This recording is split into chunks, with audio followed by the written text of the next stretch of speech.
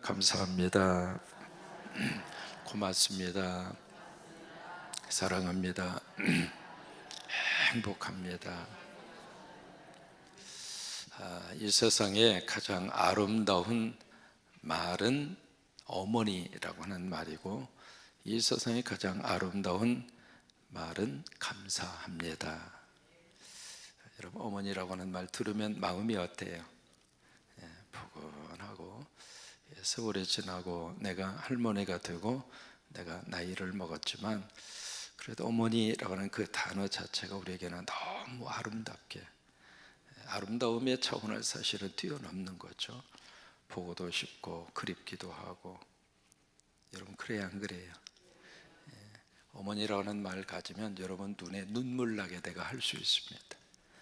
그만큼 가슴 속에 깊이 자리 잡고 있는 아름다운 단어가 있다면 그 단어는 어머니라고 하는 단어입니다. 그래서 전 세계 사람들에게 영어 단어 가운데 가장 좋아하는 단어를 하나씩 이렇게 써서 제출을 하라고 했는데 가장 1등으로 꼽힌 단어가 mother입니다. 어머니라고 하는 단어입니다. 두 번째로 이 세상에 가장 아름다운 말이 있다면 그 말은 감사합니다 라고 하는 말입니다. 여러분, 누군가가 나에게 감사합니다 그러면 기분 나빠요? 누군가가 나한테 아유 감사해요 그러면은 쥐어 패고 싶어요. 그러니까 이 단어는 남녀노소를 다 뛰어넘어서 참 이 단어 자체처럼 아름다운 말이 없다고 하는 거죠. 그래서 기도하는 가운데 교회 안에서 가장 먼저 고백할 수 있는 단어가 있다면 뭘까? 그게 감사합니다. 그래서 예배하면서 늘 그렇게 외치는 거예요. 목사님 그만 좀 이제 하세요. 할 만도 한데 그래도 그 말을 먼저 하고 싶어요. 뭐 여러 가지 이유가 있어서 감사할 수도 있겠습니다만은 그냥 그 감사하는 그 자체가 감사니까. 그러니까 내가 감사할 수 있는 존재가 되면 그냥 감사할 수 있는 그 자체로 그냥 감사한 거예요. 그 말이 그 말 같아요? 누가 17장에 보시면은 예수님이 예루살렘을 올라가시는데 의도적으로 어느 한 마을로 들어가세요. 의도성이 있습니다. 그 마을이 어디에 위치해져 있는가 위치까지 누가는 기록합니다. 갈릴리와 사마리아 부근이었다. 갈릴리라고 하는 그 지역이 있고요, 거기 중간에 사마리아 지역이 있고 그 다음에 예루살렘으로 향하여 갈 수 있거든요. 바로 거기에 이제 지금으로 말하면 어떤 국경쯤이 되겠죠. 근데 그 마을에 누가 살고 있었는가? 10명의 나병 환자가 있었다. 말씀이 그렇게 시작이 되잖아요. 근데 10명의 나병 환자가 있었는데 그 가운데 9명이 유대인이고 1명이 사마리아 사람이에요. 그 구성 비율이 우리에게 여러 가지를 암시합니다. 이 둘은 절대로 함께하지 않습니다. 예수님의 요한복음 5장에 그 수가성 여인의 그 스토리를 통해서 이 둘의 관계가 어떤 관계인가라고 하는 것을 성경이 보여주는 겁니다. 도저히 함께하지 못하고 함께하지 않았던 사람이 어떻게 한 마을에 10명이 같이 모여져 있었을까요? 그 이유 중에 가장 중요한 이유가 바로 뭐냐면 예배 때문에 그래요. 유대인들은 10명이 모여져야 예배가 됩니다. 숫자가. 거기에 대한 근거가 바로 아브라함의 이야기를 통해서 우리가 알 수 있습니다. 아브라함이 굳이 열이라고 하는 숫자를 고집스럽게 끌고 가거든요. 왜 그럴까? 그게 유대인들의 숫자 개념이에요. 예배를 드리고 싶은데 9명밖에 없어. 그럼 예배가 안 돼요. 그래서 예배를 드리기 위해서 사마리아 사람이 함께 끼어 들어온 거예요. 여러분, 예배라고 하는 것은 모든 장벽이 무너지는 것이 예배입니다. 민족의 장벽, 고통의 장벽, 미움의 장벽, 그리고 서로 간의 갈등의 장벽, 다 그게 무너지는 거예요. 그런 것보다도 더 우선적으로 해야 할 행위가 예배라고 하는 거예요. 그러니까 이 사마리아 사람하고 유대인이 그래서 같이 모인 거예요. 10명이. 근데 예수님이 지나가신다고 하는 이 소문을 듣고 이 나병 환자들이 막 외칩니다. 예수 선생이여 우리를 긍휼히 여겨 주옵소서. 예배는 예수님을 부르는 게 예배예요. 그래서 예배 속에 주여 부르짖는 그게 예배입니다. 주여 한번 해볼까요? 시작. 죽여! 그러지 말고 주여! 주여라고 하는 그 외침은 나 살려달라 이 말이에요. 주여, 그게 예배예요. 예배. 답답한 마음 예배 시간에 와서 주여, 새벽에 달려오시면서 여러분의 마음속에 주여 오늘도 새벽을 깨우면서 삽니다. 여러분 새벽을 깨운다고 하는 자체가 내 힘으로 안 됩니다. 새벽기도 좀 하다가 중간에 그만두는 사람이 의외로 많아요. 체력적으로 힘들어서 그러기도 하고 또 유독 새벽잠이 많은 분이 그래서 그러기도 하고, 보통 이제 보면 12시 넘어 1시쯤 주무시는데 어떻게 새벽에 일어나겠어요? 12시쯤 지나서 배고프니까 또 통닭 시켜가지고 통닭 잡수시고 어떻게 새벽에 일어나요? 이 삶에 대한 패턴이 바뀌어주지 않으면 새벽기도 지키기 어려워요. 그리고 새벽에 하나님의 그 내가 새벽에 내가 너를 도와주겠다, 여기다가 목숨을 걸지 않으면 새벽 기도는 끝까지 못 지켜가요. 그러니까 이 예배 시간에 와서 주여 주여 주여, 그게 예배라 이 말이에요. 10명의 나병 환자들이 주여 하고 부르짖은 거예요. 나를 긍휼히 여겨주세요. 그게 예배입니다. 하나님으로부터 불쌍히 여김을 받는 사람이 복 받는 사람이에요. 사람에게 불쌍히 여김을 받으면 참 사람이 자존심 상합니다. 니나 내나 같은 인생을 사는데 가장 측은히 보고 그런 이야기 들으면 기분 좋아요? 근데 하나님이 우리를 보시면서 우리를 긍휼히 여겨주시고 우리를 불쌍히 여겨주시고 그러면 인생이 열리는 거예요.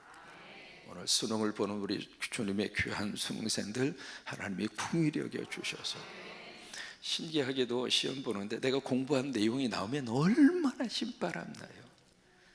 제가 대학원 시험 볼 때 그랬잖아요. 독일의 시험을 보는데 독일의 시험지를 딱 받으니까 아는 문제가 나온 거예요. 세상에 눈 감고 썼어요.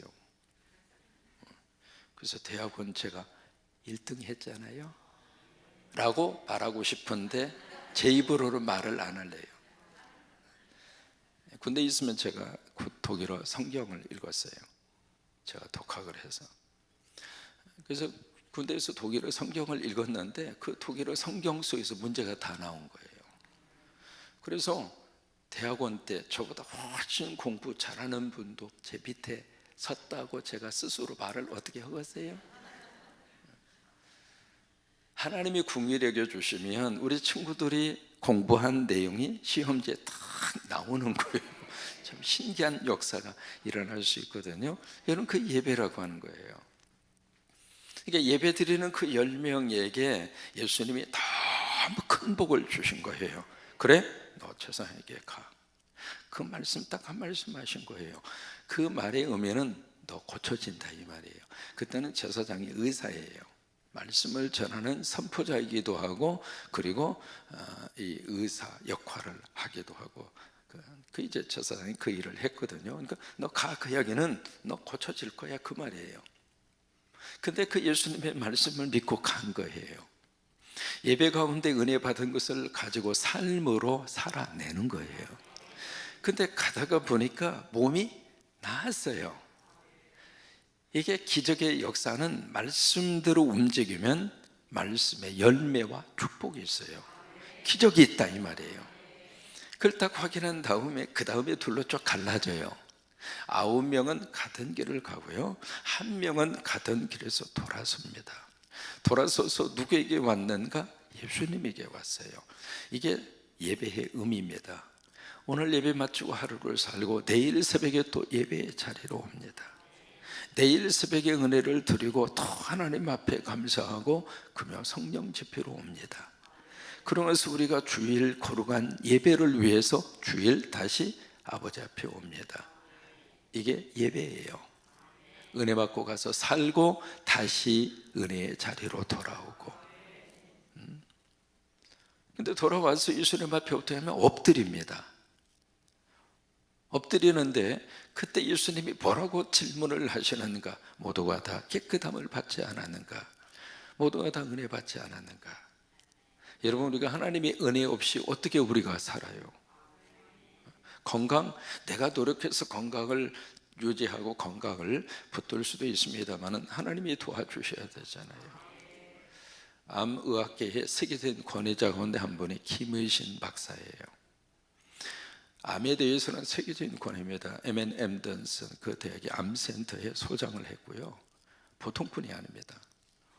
근데 그분이 그 이야기해요. 자기가 수없이 많은 암 환자를 보고 암을 치료해 봤는데 이게 의사가 할 수 있는 방법이 딱 10%밖에 없답니다. 약으로 치료할 수 있는 그 퍼센테이지가 딱 10%밖에 안 된다는 거예요. 우리가 약을 먹으면 그 약이 나에게 몸에 좋을지 나쁠지 누구도 모르고요. 나머지 80%는 모른다고 하는 거예요. 그게 솔직한 그분의 고백이에요. 결국 이 80%는 누가 하는 하나님이 하셔야 된다는 거예요. 그러니까 내가 할 수 있는 영역보다도 하나님이 하셔야 되는 영역이 훨씬 더 많은 거예요. 그러니까 여기에 돌아와서 이 한 명이 하나님 앞에 엎드린 거예요. 예수님 앞에 엎드린 거예요. 그러니까 예수님이 하신 말씀에 다 치료함 받지 않았는가? 다 하나님의 은혜를 받지 않았는가? 그런데 9은 어디 있느냐? 그러니까 여기서 예수님이 왜 질문을 던질까? 여러분, 우리가 있어야 될 장소에 있는 게 복이거든요. 예수님이 있는 곳에 내가 있다고 하는 것이 축복이에요. 이 예배 시간에 주님이 우리와 함께 하시고 주님이 여러분의 곁에 계시고 그러면 예수님이 있는 곳에 내가 있는 것이 복이라 이 말이에요. 그래서 9은 어디 있느냐? 그러면서 그 다음에 예수님이 그 말씀을 하시잖아요. 내 믿음이 너를 구원하였으니 평안히 돌아가라. 여러분, 여기에 감사에 대한 두 가지를 발견할 수 있습니다. 정말로 감사하는 사람이 감사가 삶의 가장 중요한 태도이고 감사가 삶에 대한 중요한 해석인데 정말로 감사하는 것은 우리가 10%밖에 안 돼요. 90%는 다 감사 없이 지나가요. 그게 9대 1로 나타납니다. 근데 감사하는 사람에게 예수님이 보너스 축복을 주어요. 구원이라고 하는 영적 하나님의 은혜의 축복이에요. 여러분, 감사하면서 살 때 우리 영혼이 잘 됩니다. 감사할 때 범사가 잘 되고 감사할 때 강건의 복이 임하고. 그래서 여러분, 추수감사 주일에 돌아오면 더 많이 감사하세요. 감사에 대해서는 욕심을 가졌어요. 왜? 그게 내가 복받는 길이에요. 아멘입니까? 그런 축복이 임하기를 바라고 그런 은혜가 수능생들 위에도 임하기를 주의 이름으로 축원합니다. 오늘 베드로서에서는 모든이라고 하는 단어가 나옵니다. 이 모든이라고 하는 단어가 베드로전서 2장 1절에서 나와요. 모든 시기에 모든 악독, 모든 절도, 이 모든 것을 어떻게 하냐면 1절에서는 버리라고 하는 거예요.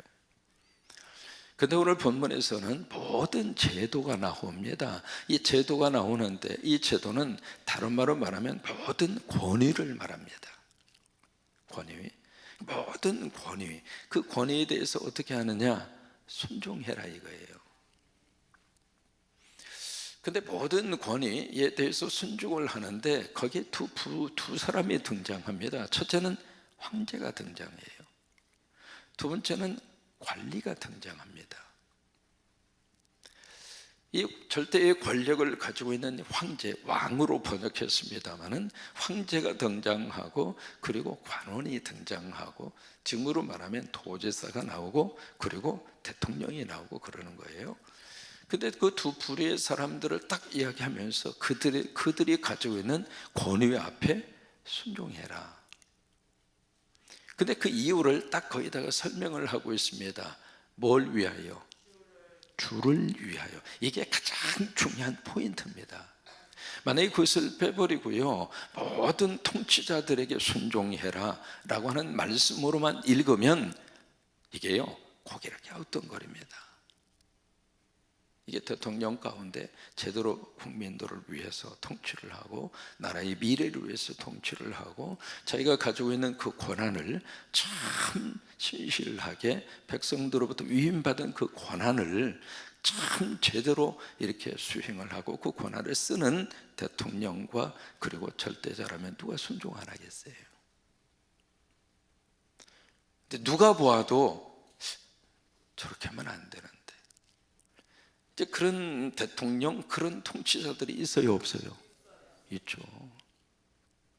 그러면 그 제도 앞에, 그 권위 앞에 어떻게 순종할 수 있겠는가? 그 말이 나올 수밖에 없거든요. 로마서 13장 1절도 마찬가지입니다. 그 말씀을 가지고 막 데모할 때 국무총리가 나와서 그 성경 말씀을 인용하면서 모든 제도 앞에 모든 통치자들에게 순종해라, 뭐 그렇게 인용을 한 적이 있습니다. 그거 가지고 여기저기서 도대체 저 양반자 성경 말씀을 저렇게 인용하느냐고 막 들끓듯이 일어나기도 하고 그랬거든요. 그런 일도 있었어요. 여기에 중요한 말씀이 주를 위하여 그래요. 이 주를 위하여라고 하는 말은 예수님 때문에 그래란 말이에요. 주님 때문에 순종해라 그 말이에요. 그러면 그 말씀 앞에 그 다음에 보세요. 왜 이게 순종이라고 하는 단어가 나왔는가? 여기에 15절에 보시면은 곧이라고 하는 말로 이어지고 있습니다만은 이게 원인을 말하는 거예요. 원인. 그러니까 여기에 15절의 말씀을 이렇게 읽으면 좀 이해가 돼요. 선한 행실로 어리석은 사람들의 무식한 말을 막으시는 것이기 때문이다, 이 말이에요. 여기에 선한 행실이라고 하는 것은 우리가 성경 읽을 때 내가 생각하는 개념으로 읽으시면 성경이 아주 이상해져요. 성경은 성경으로 읽으셔야 돼요. 아시겠습니까? 성경을 성경으로 읽어야 성경이 되는 거예요. 성경을 성경으로 읽지 않으면 윤리와 도덕 교과서 수준을 못 벗어납니다. 여기 선행이라고 하는 것은, 선한 행실이라고 하는 것은 내가 착한 일을 하고 거짓말을 안 하고 이웃을 도와주고 그 차원에서 머무르는 선행이 아닙니다. 여기에 선행이라고 하는 것은 하나님 말씀대로 사는 것을 선행이라고 하는 거예요. 그러니까 하나님 말씀대로 우리가 그 말씀을 내 삶 속에 적용하고 사는 것이 선행이라 그 말이에요. 그 선행의 가장 중요한 마지막 결론이 뭐냐면 순종이라 이 말이에요. 그러니까 여기에 통치자들, 총독이나 황제나 그 사람들이 머리를 굽신거리고 그들이 명령하는 대로 따르고 그 순종의 차원을 말하는 것이 아니라 여기에 순종은 하나님 말씀대로 사는 것이 순종이라 이 말이에요. 그래서 순종이 제사보다 낫다라고 하는 말씀이 그래서 나온 거예요. 그러니까 우리가 말씀대로 순종을 하는 것이 하나님의 뜻이라고 하는 거예요. 그러니까 이 15절의 말씀은 그렇게 설명을 해야 돼요. 왜냐하면 하나님 말씀대로 사는 것이 하나님의 뜻이기 때문이다. 그러면 하나님의 말씀대로 순종하고 우리가 살면 여기에 왕이나 총독들이 무식하게 말하는 그 모든 말을 하나님이 말씀대로 순종하는 그대들 앞에서 꼬리를 내릴 것이다. 이해가 되셨어요? 어려워요? 다시 해요. 자, 15절에 어리석은 사람들의 무식한 말이라고 하는 말이 나옵니다. 하나님을 모르는 사람은 하나님 말씀대로 순종하는 것이 어리석습니다. 이 새벽에 나와서 그냥 새벽 기도를 지키는 우리가 똑똑하게 보입니까? 어리석게 보입니까? 김제 백구에서 오시는 우리 권사님 여러분 가까운 거리가 아니잖아요. 거기서 뭐하러 여기까지 와서 지금 코앞에 앉아가지고 저러고 있느냐고요. 어리석어요? 똑똑해요?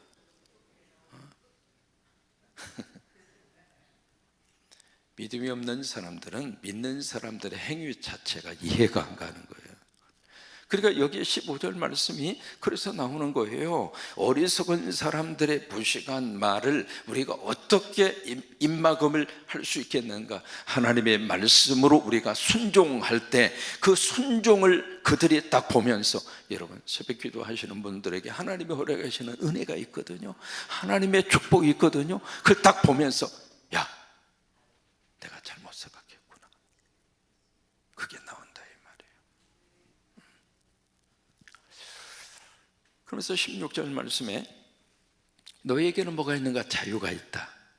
갈라디아서 5장 1절의 말씀, 그리스도께서 자유롭게 하라고 자유를 주셨으니 다시는 종의 멍에를 매지 말라. 우리가 자유가 있다 이 말이에요. 무슨 자유가 있는가? 죽음으로부터의 자유가 있습니다. 왜? 우리는 부활이 있으니까. 이것처럼 큰 자유가 어디가 있습니까? 이 자유 꼭 우리가 누리고 살았으면 좋겠어요. 세월이 지나고 몸이 아프고 늙어가면서 난 죽음으로부터의 자유가 있다. 육신이 연약하면 어찌할 수 없지만 내가 그걸 인정하고 받아들여야지. 그 내가 거부한다고 그게 안 오는 것도 아니고, 그렇잖아요. 그러면서 차라리 속 편하게 사는 게 훨씬 더 축복이지. 그러니까 여기에 우리에게는 자유가 있다 이 말이에요. 여러분, 죽음으로부터의 자유를 가지고 있는 사람이 뭘 얽매이는 게 있겠습니까? 그러니까 자유가 있다 그 말이에요. 여기 16절 말씀에 그대들에게는 자유가 있다. 그런데 그 자유를 가지고 악을 가리는 데 쓰지 말아라. 여기 악을 가리는 데 쓰지 말라 이 말은 악을 숨기는 은폐물로 자유를 쓰지 말라 그 말이에요. 사람이 참 묘합니다. 거짓말을 하면은요, 거짓말이 거짓말을 또 낳아요. 그죠? 한국이 지금 명태균이라고 하는 이름이 이렇게까지 막 하루 이틀도 아니고, 도대체 그 양반이 어떤 사람이길래 온 국민들에게 이렇게까지 그 이름 석자가 우리가 기억해야 할 정도로 이 나라를 위해서 위대한 일을 하고, 뭐 그랬다면 기억을 해줘야지. 이게 지금 뭐냐고요. 또 김자, 건자, 희자는 왜 이렇게 우리가 들어야 하는가? 이게 참 묘해요. 악은요, 악을 덮으면 악이 없어지는 것이 아니라 악이 더 생기는 거예요. 이게. 그래서 사람은 처음부터 솔직하면 훨씬 더 나은 거예요. 우리의 자유를 가지고 그 악을 덮는 그 일에 그 자유를 쓰지 말라 그 말이에요. 차라리 악은 드러내야 악이 빨리 해결이 돼요. 그러니까 여기 그 말씀이에요. 그 자유로 악을 가리는 데 쓰지 말고, 악을 은폐하는 그 일에 그 자유를 쓰지 말고 오직 하나님의 종과 같이 해라. 여러분, 자유와 종, 이 두 개념이 어떻게 조화를 이룰 수 있을까? 이렇게 이야기해 볼까요? 어머니는 자녀들이 어린 갓난 아이들에게 어머니는 종입니까? 자유입니까? 종도 그런 종이 없어요. 아이들이 뭐 해달라고 그러면 해줘야 안 해줘요? 야 이놈아, 네가 알아서 해 이놈아. 엄마 피곤해서 자빠져 잘 거야. 그리고 울든지 말든지. 그래요 안 그래요? 갓난아기에게는 철저하게 엄마는 종도 그런 종이 없습니다. 철저하게 종이 됩니다. 왜요? 사랑하니까. 우리는 하나님을 사랑하기 때문에 하나님 앞에 종으로 살고 싶어요. 마귀와 사탄의 종으로 살고 싶지 않고, 우리는 성령의 종으로 살고 싶고, 말씀의 종으로 살고 싶고. 왜? 사랑하기에. 그러면서 엄마는 자식의 종이 되면서 행복한 거예요. 우리도 마찬가지예요. 마지막 17절입니다. 무사람을 어떻게 해요? 공경하며. 이 공경과 순종이 같은 의미로 쓰여지고 있는 거예요. 그 다음에 형제라고는 단어가 나오는데 이 형제는 믿는 자들의 가족을 말합니다. 그래서 사실은 형제 그 뒤에 뭐가 들어가야 돼요? 자매가 들어가야 돼요. 성도들의 가족이에요. 가족. 성도들의 가족을 사랑하고 하나님을 두려워하고, 이게 경외입니다. 하나님을 경외하고, 그 다음에 왕을 어떻게 해요? 존대하라, 존중하라. 이게 크리스찬으로서의 사회생활하는 태도이고 모습이라 이 말이에요. 오늘 하루도 예수님 안에서 행복한 하루가 되시기를 주의 이름으로 축원합니다.